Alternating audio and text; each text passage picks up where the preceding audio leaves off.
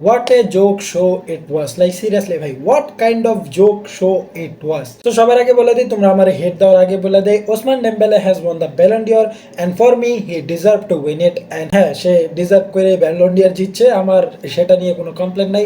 আমার কমপ্লেন হচ্ছে Ballon d'Or শোটা নিয়ে, যেটা আমি এই ভিডিওতে কথা বলবো। বাট তার আগে বলে দেই, Osman Dembélé has win the Ballon d'Or 2025 and হ্যাঁ, I am happy for him. Like ও এমন একটা প্লেয়ার, ও ব্যালন ডিয়ার জেতার পর খুবই ইমোশনাল হয়ে গেছিলো এবং তার বলতেছিল যে এক সময় সে অনেক ইনজুরি প্রোন ছিল, তাকে নিয়ে অনেক ক্রিটিসাইজ করা হতো। অ্যান্ড আমরাও দেখতাম যে তার সে যখন বার্সেলোনায় ছিল, সে ইনজুরির জন্য তাকে মানে মিম ম্যাটেরিয়াল বানিয়ে দিয়েছিল, এরকম একটা অবস্থা। অ্যান্ড জিনিসটা নিয়ে সে অনেক ইমোশনাল হয়ে গেছে। সে তার স্পিচের মধ্যে মেসি, ইনিয়েস্তার নাম বলছে, বার্সেলোনাকে থ্যাংক ইউ বলছে, যে তাদের থেকে সে অনেক কিছু শিখছে। So Ousmane Dembele Ballon d'Or জিতছে, সেটা নিয়ে আমার কোনো কমপ্লেন নাই, কারণ আমার মতে দুইজন প্লেয়ারই ব্যালন ডিয়ারের আসল ভাগিদার ছিল। অ্যান্ড হ্যাঁ, তাদের মধ্যে একজন জিতছে, যার জন্য আমি অনেক হ্যাপি। অ্যান্ড সেকেন্ড নাই, ইয়ামাল ছিল না আমার লিস্টে, সেকেন্ড ইয়ামাল ছিল না আমার লিস্টে, সেকেন্ড রাফিনিয়া ছিল। বাট সর্বপ্রথম কথা বলে নেই ব্যালন ডিয়ার শোর র্যাঙ্কিংটা নিয়ে। লাইক হোয়াট কাইন্ড অফ টাট্টি র্যাঙ্কিং ইজ দিস? গোবর মার্কা র্যাঙ্কিং, গু মার্কা র্যাঙ্কিং। যারা র্যাঙ্কিং করছে ওদের মাথায় গোবর ছাড়া আর কিছুই নেই। ওরা গু খায় ভাই, ডেলি ওরা ব্রেকফাস্টে, লাঞ্চে, ডিনারে গু খায়, গু খায় বড় হয়েছে। কারণ ফুটবল সম্পর্কে যদি ওরা জানতো, ফুটবল খেলা যদি ওরা দেখতো, জীবনে এরকম র্যাঙ্কিং বানাইতো না।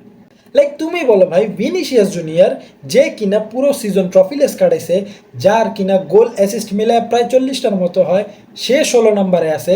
তার উপরে আছে লেভানদস্কি, যার কিনা গোলই, শুধুমাত্র গোলই 42টা, এবং সে তিনটা ট্রফিও জিতছে, সে 17 নম্বরে। সিরিয়াসলি ভাই, এটি র্যাঙ্কিং? কী ধরনের র্যাঙ্কিং?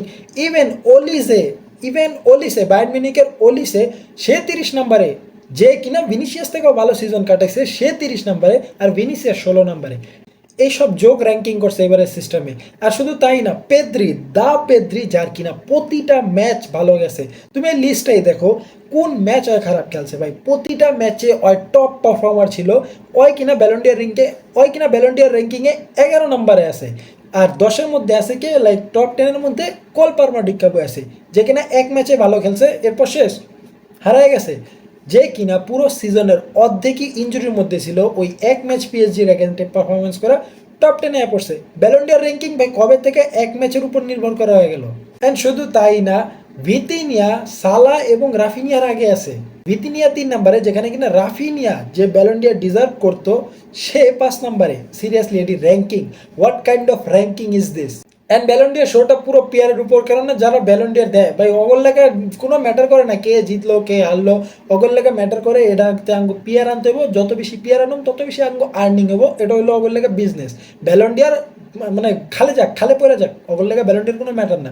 কেননা আমরা আজকে সারা দিন দেখতেছিলাম প্রতিটা সোশ্যাল মিডিয়া তাদের প্রোফাইলে, তাদের পেজে ইয়ামাল করে চিল্লাইতেছিল, ইয়ামাল জিতবো, ইয়ামাল ওটা, ইয়ামাল 20টা আনছে, আর ফ্যামিলি মেম্বার 20 জনরে আনছে, ইয়ামাল পার্টি করতেছে, ইয়ামাল পার্টি রেডি করতেছে, ব্যালন ডি'অরের পর পার্টি করবো সবাই লিয়া।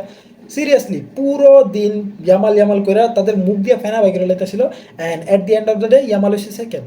ইয়ামালকে তারা ইউজ করছে অ্যাজ এ পিয়ার ম্যাটেরিয়াল হিসাবে। কেননা এটা আমরা লাস্ট ইয়ারও দেখছি, যখন ভিনিসিয়াস জুনিয়রকে নিয়ে সবাই হাইপ তুলতেছিল, ব্যালন ডি'অরের জিনিসটা দেখছে, ভিনিসিয়াসকে নিয়ে হাইপ তুলতেছিল, যার কারণে অনেক পিয়ার পেয়ে গেছে। But at the end of the day যখন জানা গেছে যে ভিনিসিয়াস জিতবে না, রদ্রি জিতবে, তখন ব্যালন ডি'অরের পিয়ার কমে গেছে। অ্যান্ড এই ভুলটা তারা এবার আর করে নাই। তারা এবারও একেবারে লাস্ট মোমেন্ট পর্যন্ত ইয়ামাল বললা মুখ দিয়ে ফেনা বাই করে লেছে পিয়ার করতে করতে। And at the end of the day পাইছে কে? Dembele, who deserve to win it. So ভাই, এসব শো, হ্যাঁ মানে এইসব শো যারা করে, ওরা শুধুমাত্র টাকার চিন্তাই করে। কোন প্লেয়ার পাইলো, কোন প্লেয়ার না পাইলো, এটা ওদের ম্যাটার করে না। ওরা জানে কীভাবে খালি হাইপ ক্রিয়েট করতে হবে, এই শোটা নিয়ে আরও বেশি কথা বলতে হবে।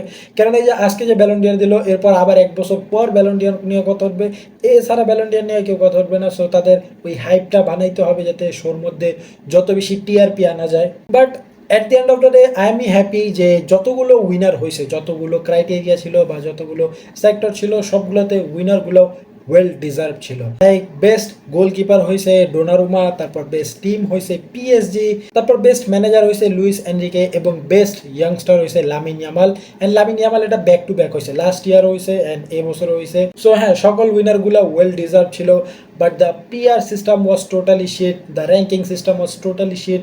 আই এম টোটালি শক ভাই এসব জিনিসগুলো দেখে। লাইক কি পরিমাণের গোবর মার্কা ব্রেন থাকলে এইসব র্যাঙ্কিং সিস্টেম করে।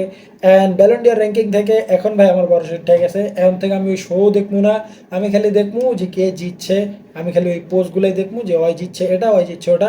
ওই শোতে দেখা আমার টাইম ওয়েস্ট করতাম না, এটি দেখা পুরো টোটাল টাইম ওয়েস্ট, ওই অনুষ্ঠান দেখা টোটালি টাইম ওয়েস্ট। সো হ্যাঁ, এই ছিল আমার রিয়াকশন বা আমার মতামত ব্যালন্ডিয়ার শোটা নিয়ে বা এবারের ব্যালন্ডিয়ার নিয়ে। অ্যান্ড তোমাদের মতামত তোমরা কমেন্ট করে জানাতে পারো, ভিডিওটা লাইক করে দিতে পারো, অ্যান্ড চ্যানেলটাকে সাবস্ক্রাইব করতে পারো আরও নতুন নতুন ভিডিও পাওয়ার জন্য।